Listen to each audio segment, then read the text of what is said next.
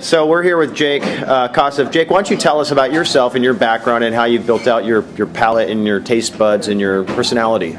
So the personality I'm going to give my parents credit for, but I started in the wine business. I actually started in the restaurant business when I was 12 years old. I worked at a small Italian restaurant in Madison, Wisconsin called Gino's, which a lot of people have heard of. You got to hold your hand up like that when you say Gino's. My friend's dad owned it, and so we were busboys, and I don't think we got paid.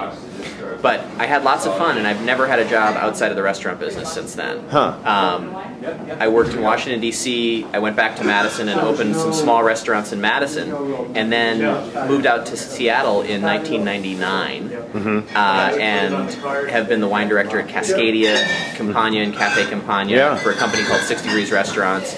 And 2 years ago, went out on my own. I now consult for a number of the restaurants in Seattle and a couple of wine collectors, helping them to manage their wine. And then I have a direct-to-consumer wine club so that I get to still share my favorite wines with customers. So if you go to my website, you'll see... What's your website? JakeKosseff.com, JakeKoss as in Sam, EFF as in Frank.com, and you'll see a link to the Extraordinary Wine Club. Cool. And if you sign up for that, there's a bunch of different options to have me send you my favorite wines to your house each month. Nice. And you're picking from what areas? All over the world. There's pretty much no limit to what we can have. The idea is just to get the best wines that are the most interesting in a number of different categories. If you like sparkling wine, there's one for you. If you like big red wines, there's another one for you. If you like magnums, there's a version for you there. So I've been tasting wine. I've been a professional sommelier for over 10 years now. I've been in the restaurant business for 25. I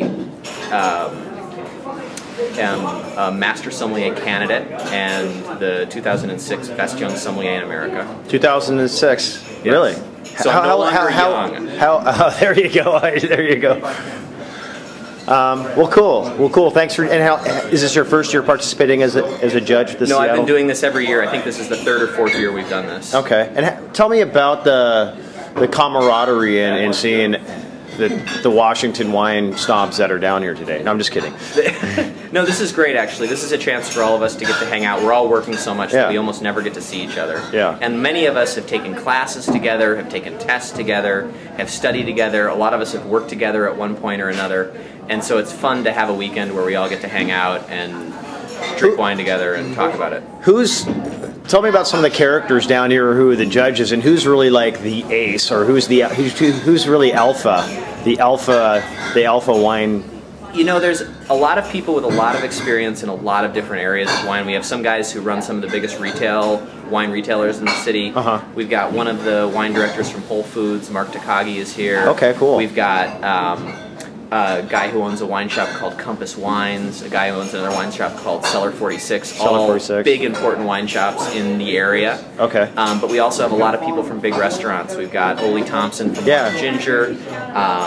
We had Philip from Canlis, which is one of the biggest wine programs. We had Lisa Rongren from the Herb Farm, another one of the biggest wine programs in the country. The Herb Farm's like a famous restaurant out in the east side? So in Woodinville, actually, where a lot of these wineries are located, the Herb Farm has the largest collection of Washington wines in the world, and one of the largest collection of other wines in the world. It's a Mobile 5 Diamond, Relais and Chateau restaurant. Beautiful place, right by Chateau Ste. Michelle.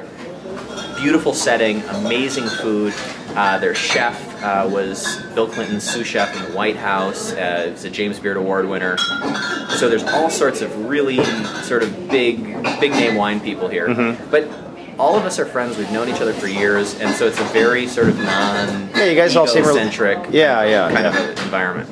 Yeah, everybody seems pretty relaxed and cool, and you guys are joking and having a good time. It's fun. I mean, this is early in the morning for us. Many of us don't usually get up this early. Okay, yeah. So the temptation is to have more fun than not. Otherwise, it wouldn't be much fun.